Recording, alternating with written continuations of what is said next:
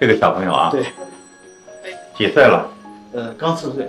哦，目前主要怎么不舒服了？他是早产小儿，26周多，然后之前一直是这个吃饭不太爱吃饭，然后近期感冒咳嗽，另外一个就是看他是不是鼻炎，怀疑。摸摸小手，大便怎么样？大便近期还行，基本上2天一次。费劲不费劲？刚开始有点硬。虽然他是早产儿，咱们得认真呵护，但是有些东西也得适可而止啊。特别含糖量高的东西，尽量少吃。